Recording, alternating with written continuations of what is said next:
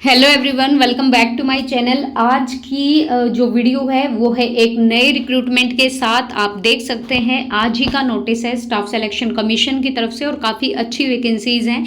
ये आप देख सकते हैं एसएससी कैलेंडर जारी कर ही देता है हर साल।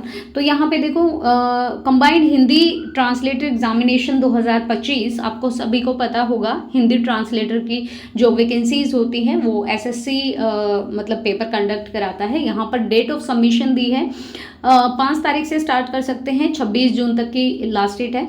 और यहाँ पर अगर 26 जून है। यहाँ पर अगर बात करें ऑनलाइन फीस की तो 27 तारीख तक भर सकते हैं। और अगर करेक्शन विंडो की बात करें तो 1 जुलाई और 2 जुलाई।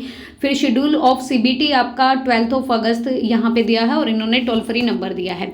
वैसे तो काफ़ी बड़ा नोटिफिकेशन है 89 पेज का, तो हमें सारा नहीं पढ़ना है, हमें सिर्फ अपनी वैकेंसी के अकॉर्डिंग, क्योंकि वैकेंसी यही है। और यहाँ पे आप देख सकते हैं नेम ऑफ द पोस्ट अगर मैं बात करूँ तो जूनियर ट्रांसलेटर ऑफिसर, जिसे जेटीओ कहते हैं, central secretariat office official language service, और लेवल 6 के हिसाब से पे स्केल रहेगा। और दूसरा अगर यहाँ पे बात करें तो junior translation officer in armed force headquarter, तो यहाँ पे भी लेवल 6 है।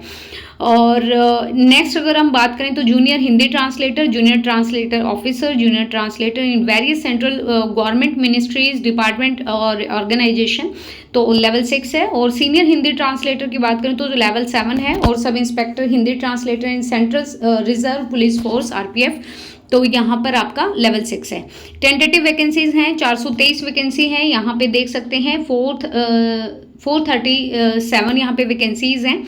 और कैंडिडेट में note the state wise zone wise vacancies are not collected by the commission the reservation and suitability. तो मैं आपको बता देती हूँ, देखिए आपका पेपर होगा और यहाँ पे जो आपकी एज लिमिट है वो आपकी 30 दी हुई है, और मैंने पूरा एक बार पढ़ लिया है। ये आपकी रिजर्वेशन है, तो इसको एक बार आप अच्छे से रीड कर लीजिएगा। अदरवाइज अगर आप फ्रेशर नहीं हो, आपने 1-2 बार फॉर्म भरा है, तो as you know very well कि भाई जो एससी कास्ट होती है, जो हमारी ओबीसी होती हैं, या फिर जो हमारा पीडब्ल्यूबीडी होती है या एसटी होती हैं, तो इन सबको रिजर्वेशन मिलता है। ये आपका नेम ऑफ द पोस्ट है और ये फंक्शनल रिक्वायरमेंट है, जिसमें आपका बेंचमार्क डिसेबिलिटी दी हुई है, जैसे ब्लाइंड है, या फिर आपका डीफ है, या फिर हियरिंग की प्रॉब्लम है, या फिर आपका क्या कहते हैं विज़न में है। जो भी आपकी ये बेंचमार्क डिसेबिलिटी है वो यहाँ पे दी हुई है। ये है आपका सीनियर हिंदी ट्रांसलेटर के लिए और ये है जूनियर हिंदी ट्रांसलेटर के लिए।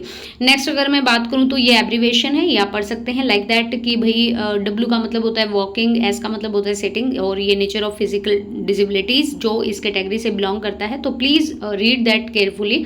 और आप सभी को पता है कि हमारी टोटल 21 तरह की जो डिसेबिलिटी हैं उनको इंक्लूड किया गया है हमारा पीडब्ल्यूबीडी जो एक्ट होता है उसमें, ठीक है। तो वो सारी यहाँ पे दी हुई है। नेक्स्ट अगर यहाँ पे बात करें तो ये नेशनलिटी सिटीजनशिप है कि भाई कहाँ का नागरिक होना चाहिए। मैं एज लिमिट की यहाँ पे बात करूँगी तो 18 से लेकर 30 तक आपकी एज लिमिट यहाँ पे बोला गया है, और 26 जून को रिकमेंड करते हुए। फॉर ऑल अदर पोस्ट के लिए crucial date of the age reckoning age is fixed 1 August 2025, और यहाँ पे डेट दी हुई है। नेक्स्ट अगर बात करें तो कैंडिडेट बोर्न नॉट बिफोर 1995 और 2007 के बीच में होना चाहिए। ये आपका रिलैक्सेशन पीरियड है कि एससी एसटी को 5 साल मिलेंगे, ओबीसी को 3 साल मिलेंगे। अनरिजर्व्ड कैटेगरी से अगर फिजिकल हैंडीकैप है तो 10 साल मिलते हैं। अगर ओबीसी कैटेगरी से फिजिकल हैंडीकैप्ड है तो 13 साल मिलते हैं, और एससी एसटी से हैं तो 15 साल मिलते हैं। ईएसएम एक्स सर्विसमैन की बात करूं तो 3 साल आपके डिडक्शन होते हैं मिलिट्री सर्विस रेंडर्ड के, तो वो यहाँ पे दिया हुआ है। और नेक्स्ट अगर बात करें तो defence personnel disable in operation during hostilities with any foreign country, तो ये 3 साल हैं।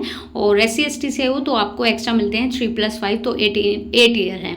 नेक्स्ट अगर मैं यहाँ पे बात करूँ, ये एक्सप्लेनेशन है भाई जो भी ईएसएम कैटेगरी से, तो वो एक बार पढ़ लीजिएगा। ये प्रोसेस है आपका सर्टिफिकेट्स का, और जो भी अगर आप रिजर्व कैटेगरी से बिलोंग करते हो तो ऑब्वियसली आपको सर्टिफिकेट यहाँ पे मेंशन करना होगा और लगाना भी होगा अगर आप फॉर्म फिल कर रहे हो तो उस टाइम पे। और यहाँ पे देखो दिया हुआ है कि जो हमारा फिजिकल हैंडीकैप या फिजिकल डिसेबल जो कैंडिडेट हैं वो डिसेबिलिटी लेस देन 40 होना चाहिए, ठीक है। ऐसा नहीं है कि बहुत ज़्यादा डिसेबिलिटी है तो वो आप यहाँ पे नहीं कर सकते। 1 time registration you have to do, and first of all इनके अगर आप किसी भी फॉर्म पे अप्लाई करते हो, अगर आपने एसएससी का पहले नहीं भरा है तो आपको एक बार रजिस्ट्रेशन करना पड़ेगा और उसके बाद सारी डिटेल यहाँ पे आपको मांगी जाएंगी, ठीक है। जिसमें आपकी यहाँ पे बात करते हैं एसेंशियल क्वालिफिकेशन की, जिसमें आपका junior Hindi translator, junior translator officer और जूनियर ट्रांसलेटर के बारे में बोला गया है। मैं आपको एक एक करके बताती हूँ। तो यहाँ पे क्या लिखा है, मास्टर डिग्री होनी चाहिए, हिंदी में हो विद इंग्लिश, एक सेकेंड रुकिए, हिंदी विद इंग्लिश बोला है तो मास्टर डिग्री आपकी होनी चाहिए। और यहाँ पे लिखा है in Hindi with English as a compulsory और elective subject as a medium of examination at the degree level. मतलब देखो, मास्टर डिग्री आपकी हिंदी में हो और इंग्लिश के साथ एज ए कंपल्सरी और या फिर इलेक्टिव सब्जेक्ट रहा हो आपका डिग्री लेवल पर। उसके अलावा आपके पास मास्टर डिग्री इंग्लिश में हो सकते हैं विद हिंदी के साथ एज ए कंपल्सरी, एक सब्जेक्ट आपका कंपल्सरी होना चाहिए डिग्री लेवल पर।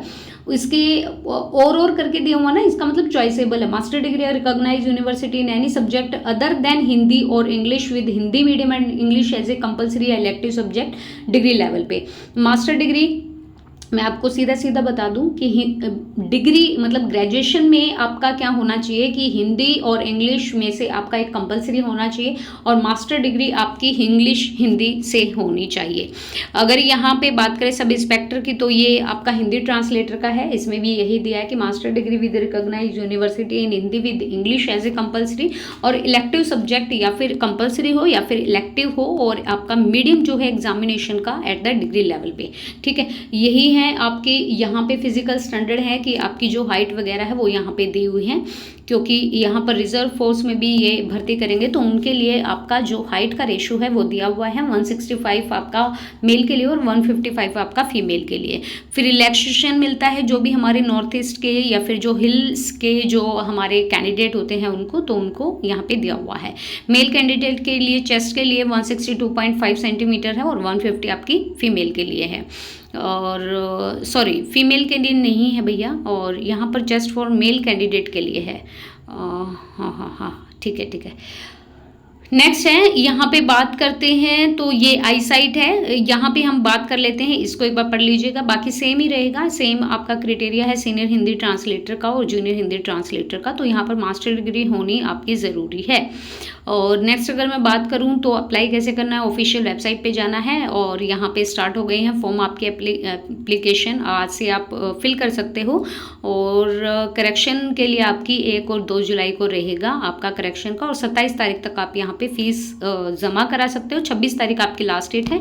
100 रुपये आपका फीस है, तो 100 रुपये लगेंगे। और मैं आपको यहाँ पे एक बार एग्जाम का सिलेबस और दिखा देती हूँ, ये आपका नेम ऑफ एग्जामिनेशन है कि आपका कहाँ पे सेंटर आएगा, और एक बार देख लेती हूँ मैं कि यहाँ पे, हाँ नेक्स्ट अगर हम यहाँ पे बात करते हैं तो हमारा यहाँ पे है एग्ज़ाम का पैटर्न, तो वो एक बार मैं आपको दिखा देती हूँ। सबसे पहले आपका एग्ज़ाम ये रहा, यही है। स्कीम ऑफ एग्जामिनेशन की अगर यहाँ पे बात की जाए तो स्कीम ऑफ एग्जामिनेशन आपका ये डिटेल्ड है पेपर की। तो ड्यूरेशन आपको सबसे पहले आपका ऑब्जेक्टिव पेपर होगा, सीबीटी मोड का होगा, जिसमें जनरल हिंदी आएगी और जनरल इंग्लिश आएगी। 100 मार्क्स के आएंगे, तो 200 नंबर का पेपर होगा। 2 आवर एंड 40 मिनट आपको मिलेंगे।